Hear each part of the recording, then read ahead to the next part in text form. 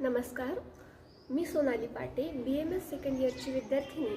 आज तुमच्याशी काही बोलू इच्छिते. आपण सगळेच आयुर्वेदा शिकतो. आपण रोज अभ्यास करतो, पुस्तकं वाचतो, नोट्स काढतो. पण असा कधी विचार केलाय का आपण, की आपण जे काही शिकत आहोत ते प्रॅक्टिकल लाईफमध्ये वापरतो का? मला पण आधी असंच वाटायचं. अभ्यास केला, एक्झाम्स दिल्या की झालं. पण गुरुकुलमध्ये आल्यानंतर मला काही वेगळं जाणवलं.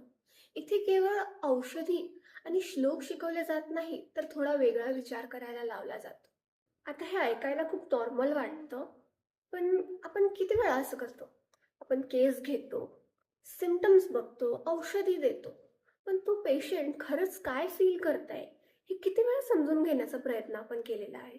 पुस्तकात सगळं लिहिलेलं असतं. कोणत्या रोगाला काय औषध द्यायचं हे सगळं काही पुस्तकातून कळतं. पण रुग्णाशी कसं वागायचं, कसं बोलायचं, त्याला कसं समजून घ्यायचं, हे कुठेही दिलेलं नसतं. कदाचित हीच ती गोष्ट आहे जी सरांनी दिली. गुरुकुलमध्ये आल्यानंतर एक गोष्ट मात्र कळाली, की इथे रेडीमेड उत्तरं मिळत नाही. इथे प्रश्न विचारले जातात आणि याच प्रश्नांमुळे आपण विचार करायला लागतो. उदाहरणार्थ, आपण औषध देतोय की जबाबदारी घेतोय? हा साधा, सोपा प्रश्न इथे विचारला जातो. पण हा प्रश्न जेवढा सोपा आहे, त्याचं उत्तर एवढं सोपं नाही. सरांचं आयुष्य बघितलं की असं वाटतं त्यांनी नेहमी रुग्णाला महत्त्व दिलंय. आजकाल आपण सगळेच करिअर, सेटअप आणि फ्युचरचा विचार करतो. आणि तो विचार तितकाच गरजेचाही आहे. पण या सगळ्यात आपण रुग्णाला विसरत तर नाही आहोत ना? हा विचार आपण करायला हवा.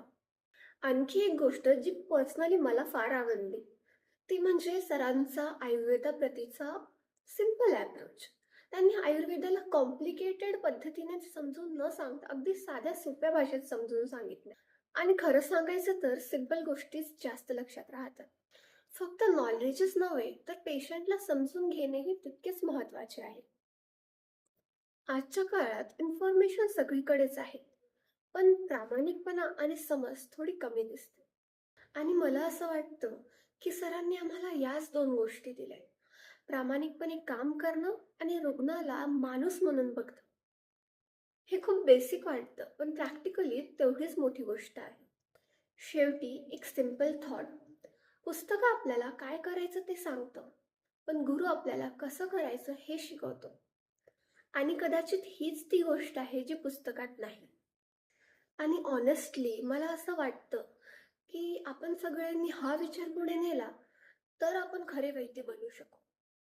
धन्यवाद.